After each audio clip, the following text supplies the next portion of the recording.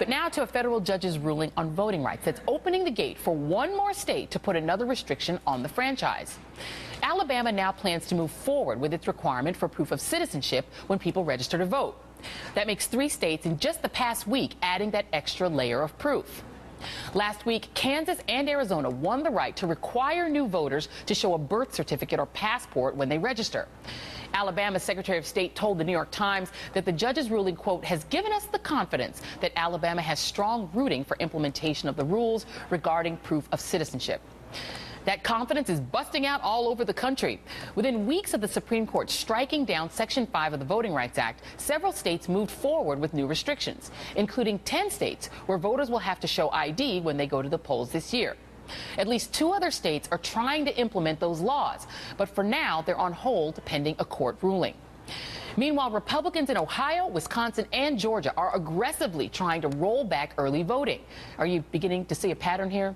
Yep. Many of the states where we're seeing more restrictions on voting are controlled by Republicans. And this year, many will see competitive races for governor and key elections that could decide the balance of power in the United States Senate. And joining me now, Sherilyn Ifill, President and Director Counsel of the NAACP Legal Defense Fund, and former South Carolina Republican Party Chair Kate Dawson. Thank you both for being here. So I'm going to start with you, Sherilyn, and just preempt Kate and Dawson's argument. Why not have people have to show a birth certificate when they register to vote? Well, lots of people don't have birth certificates. I mean, what has this republic been doing all these years when we haven't had that requirement? I mean, Joy, I think we have to pause for a moment and recognize that we're at a really critical moment in this democracy when even I have to admit that we are in the 21st century, and there are individuals and groups in leadership in this country who don't want people to vote.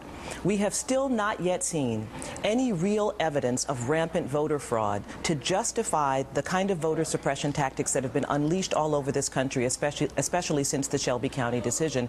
The federal form for registration requires that you certify under penalty of perjury that you are a citizen, and that's been perfectly fine for many, many years. Now you have states wanting to layer on this requirement that an individual come with a passport or some other proof of citizenship, which an individual may not have, not immigrants, mind you. I'm talking about African Americans, elderly who may not have birth certificates, white Americans who may not have birth certificates, now needing to bring this requirement in to register to be able to vote.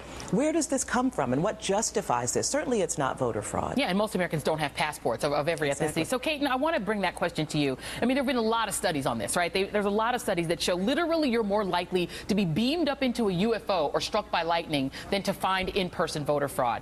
Why is it that your party seems fixated on trying to go after early voting, trying to go after, forcing people to bring a birth certificate, all things that just happen to impact minorities and people who tend to vote for the Democratic Party? So we're glad to be with you. Let me unpack it a little bit here and go back to 1993 when we had the motor voter pushed by Bill Clinton, and the Republicans were yelling at the top of their lungs this was going to cost us elections, it was going to add to the voter rolls, and the opposite sort of happening now. The Democrats are yelling at the Republicans are trying to suppress the vote. I would contend right now that 34 states are enacting some type of integrity to the system.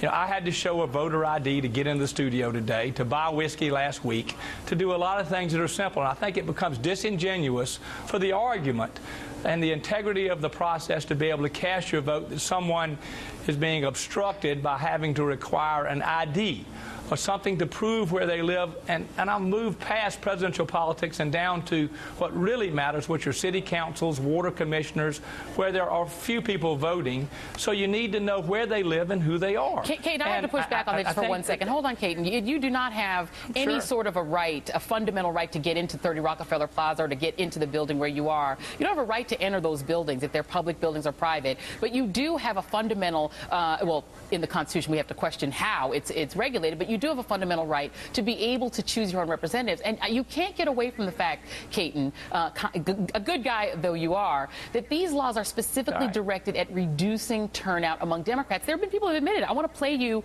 what a Pennsylvania Republican said back in 2012. Very explicit. Take a listen.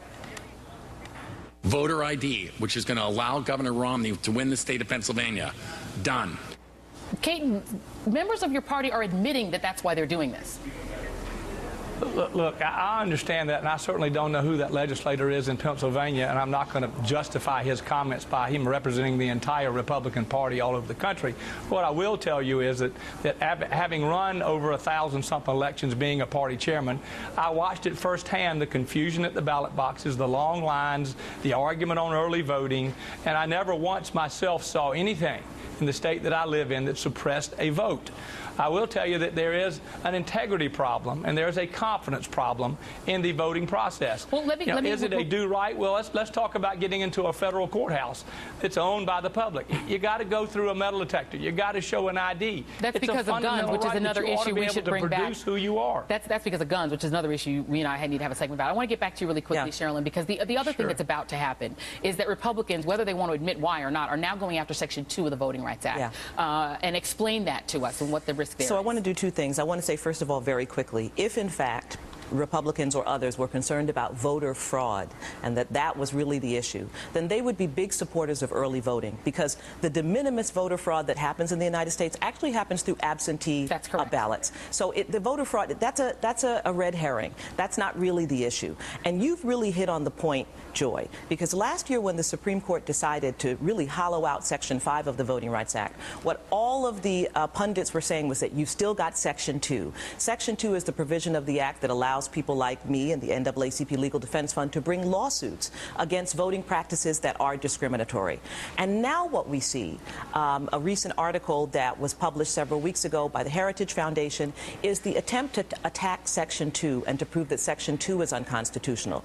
And when you combine this, the attacks on Section 5, the attacks on Section 2, the attacks on early voting, voter ID, all of these, and you put together the picture, you know, if it walks like a duck and it quacks like a duck, it's a duck. There is an element in this country that is seeking to prevent people from voting because of who they fear those people may vote for. And this is, in my view, anti-democratic. This is not patriotic.